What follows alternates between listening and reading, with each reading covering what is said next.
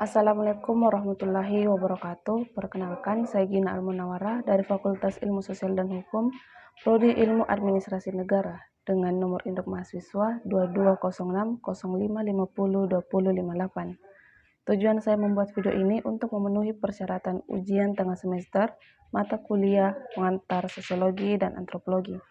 Di sini saya akan membahas dua topik. Topik pertama yaitu hubungan antar kelompok.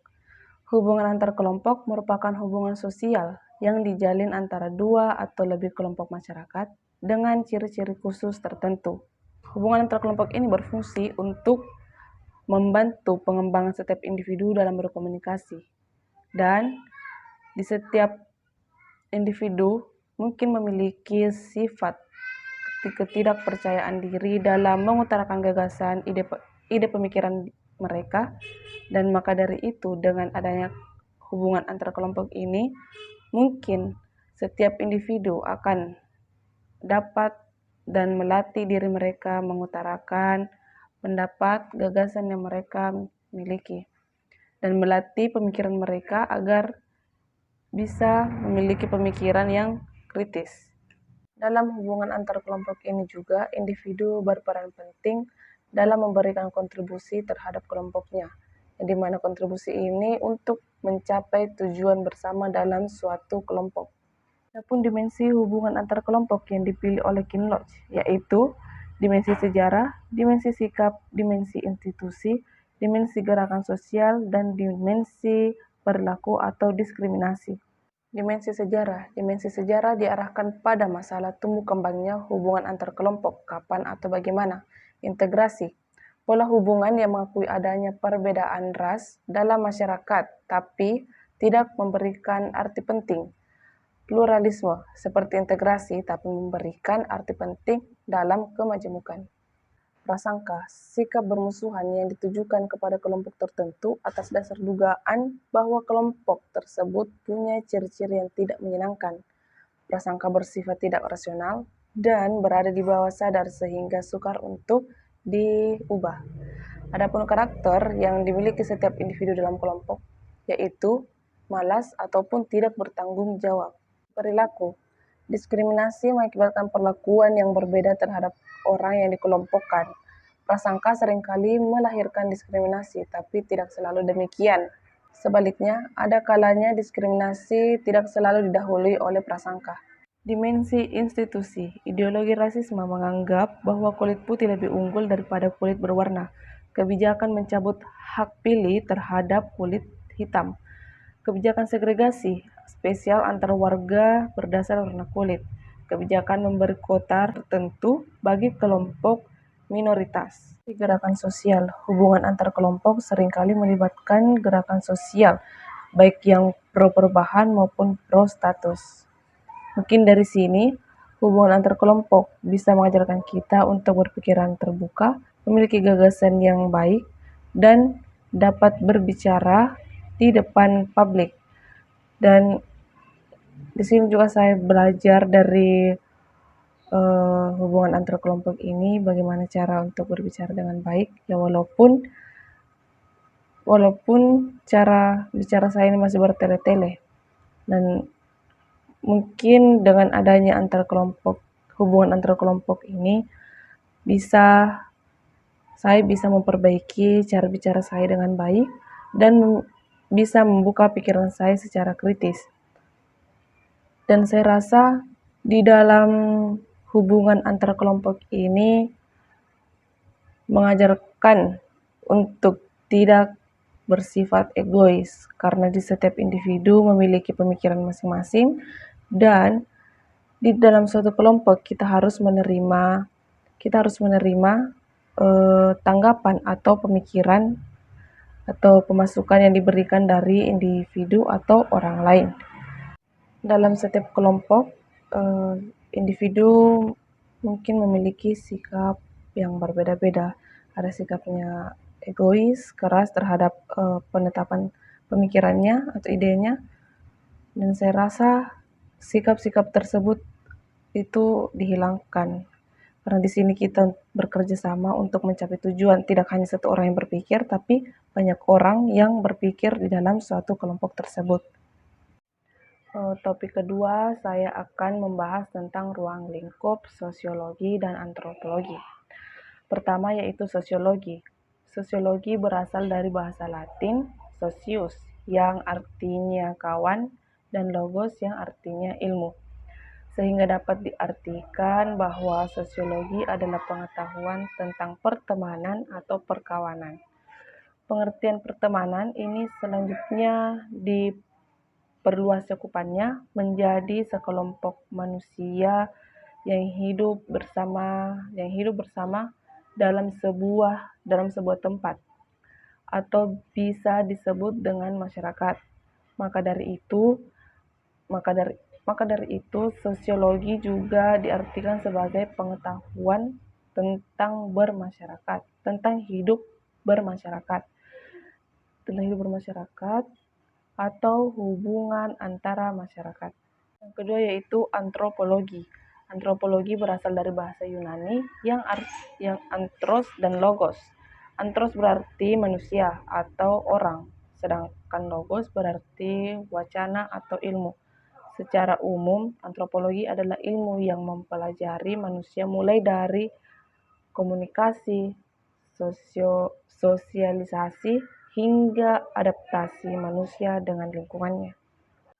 Adapun ruang lingkup dari sosiologi dan antropologi sebagai berikut yaitu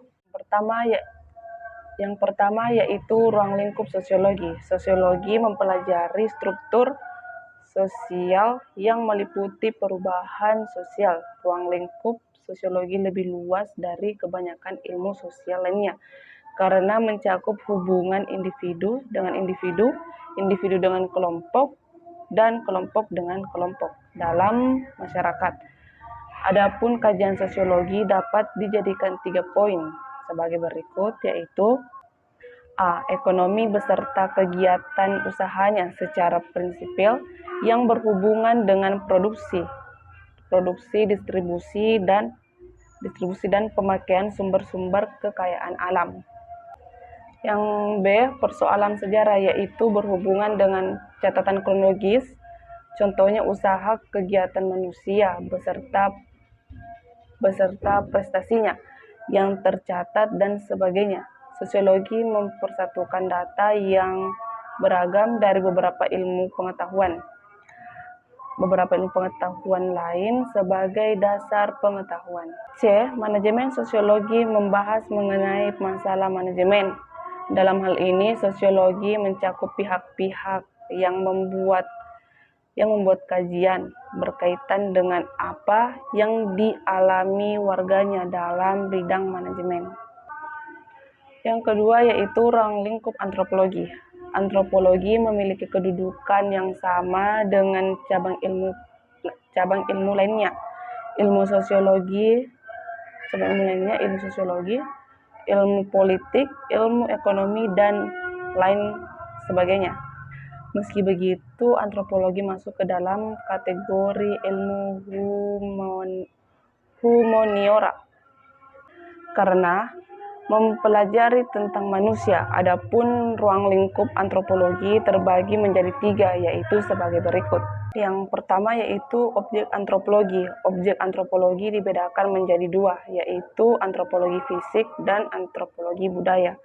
Antropologi fisik merupakan ilmu yang mempelajari manusia sebagai organisme biologis. Jenis antropologi fisik yang digunakan untuk melacak perkembangan manusia menurut evolusinya dan variasi perkembangan manusia berbagai jenis spesies. Antropologi fisik cenderung mempelajari perubahan-perubahan yang terjadi pada fisik manusia sebagai akibat dan pengaruh lingkungan sekitarnya. Antropologi budaya adalah ilmu yang mempelajari manusia yang perhatiannya berfokus pada kebudayaan manusia atau cara hidup manusia dalam masyarakat. Yang kedua, antropologi budaya. Antropologi budaya mempelajari sejarah manusia dari bidang budaya, kepercayaan, dan perilaku manusia. Antropologi budaya dibagi atas 4 cabang, yaitu satu, prehistori adalah ilmu yang mempelajari sejarah penyebaran dan perkembangan budaya manusia mengenal tulisan. Yang kedua, etnolinguistik adalah ilmu yang mempelajari suku-suku bangsa yang ada di dunia atau di bumi. Yang ketiga yaitu etnologi adalah ilmu yang mempelajari asas kebudayaan manusia dalam kehidupan masyarakat. Yang keempat itu etnopsikologi sebagai ilmu yang mempelajari kepribadian bangsa serta peranan individu pada bangsa dalam proses perubahan adat istiadat dan nilai universal dengan berpegang pada konsep psikologi. Di sini tuh sosiologi mempelajari tentang masyarakat, memiliki kecenderungan untuk mengkaji masyarakat heterogen. Kebanyakan ilmu sosiologi mengkaji masyarakat perkotaan. Sosiologi menggunakan metodologi dedukasi. Metodologi tersebut menekankan pemikiran pada bangunan teori dan konsep. Kemudian baru dicari pada lapangan penelitian pengaruh pandangan positif yang besar, mampu menghadapi pandangan ilmu yang besar, pandangan ilmu alam atau natural science kepada ilmu sosiologi. Sedangkan antropologi mempelajari manusia dengan kebudayaan, memiliki kecenderungan mengkaji kelompok etnik, mengkaji masyarakat yang sederhana dan primitif. Antropologi memandang masyarakat dan kebudayaan sebagai holistik. Ilmu ini memiliki pengaruh pada pandangan humanitis yang cukup besar. Nah, mengapa sosiologi dan antropologi ini sangat penting untuk kehidupan kita, karena kita bisa mengetahui perkembangan apa saja atau ilmu apa saja yang telah berkembang pada saat ini, dan banyak sosiologi dan banyak pemahaman tentang sosiologi dari berbagai macam ilmu, mulai dari itu ilmu politik dan sebagainya. Nah, dan di sini saya mengambil kesimpulan bahwa sosiologi itu memiliki hubungan antara politik dan ilmu-ilmu lainnya, dan di mana kita bisa mendapatkan informasi dari pembelajaran ini, yaitu sosiologi dan antropologi. Dan antropologi ini itu bisa kita kaji lebih dalam lagi, bisa kita pahami secara dalam lagi bagaimana perkembangan mulai dari zaman dulu sampai sekarang itu bisa berkembang dengan pesat. Dan sekarang banyak kebudayaan yang berkembang lagi yang ada di Indonesia, mulai dari kebudayaan holistik. Antropologi juga adalah suatu cabang ilmu yang mempelajari kebudayaan masyarakat pada etnis tertentu, sementara sosiologi sendiri adalah ilmu yang mempelajari sifat, perilaku, dan pertimbangan sosial dalam masyarakat. Kebudayaan manusia yang menjadi objek studi dari antropologi sendiri lahir dan perilaku masyarakat yang merupakan objek studi sosiologi. Mungkin dengan demikian, yang sulit itu untuk